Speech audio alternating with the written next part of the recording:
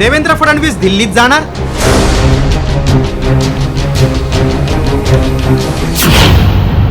मोदींच्या मनात फडणवीसच शिक्षण मंत्री. फडणवीसांबाबत राऊतांचा मोठा दावा.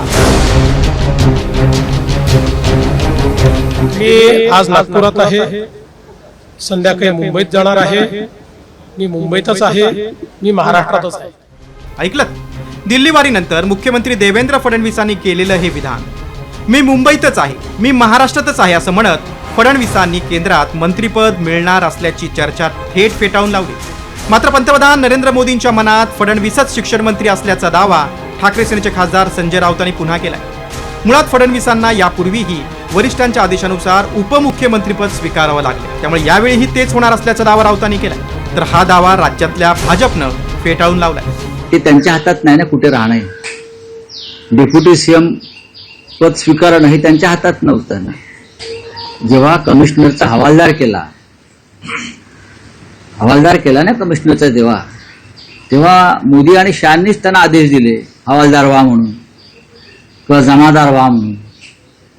त्याच्यामुळे त्यांच्या हातातच नाहीये ते. भारतीय जनता पक्षात स्वाभिमान किंवा मेरिट आहे कुठे? पण या देशाचा शिक्षण मंत्री जर मेरिटवर करायचा असेल तर मोदींच्या मनामध्ये या क्षणी देवेंद्र फडणवीस यांचंच नाव चालू आहे. आम्ही मनकवडे आहोत असं समजा. संजय राऊत स्वतः मनकवडे असल्याचा दावा करतायत, पण संजय राऊत तुम्ही कवडीमोल आहात, तुम्ही मनकवडे नाहीत. देवेंद्रजी फडणवीस जमादार आहेत, हवालदार आहेत का कमिशनर आहेत हे महाराष्ट्रातल्या जनतेनं ठरवलंय, म्हणून ते मुख्यमंत्री झालेत.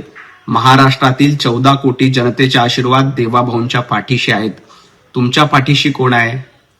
तुमचा नेता आणि तुम्ही हवालदार सुद्धा नाही, रायंदर झालात. तुमच्या मनात काहीही इच्छा असले तरी तुम्ही मनकवडे नाहीत तर कवडीमोल आहात.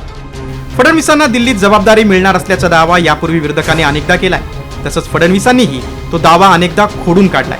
मात्र यावेळी नीट पेपरफुटीमुळे धर्मेंद्र प्रधानांना राजीनामा द्यावा लागल्यानं फडणवीसांच्या दिल्ली वारीबाबत चर्चेला आणखीन उधाण मिळालंय. ब्युरो रिपोर्ट, साम टीव्ही न्यूज.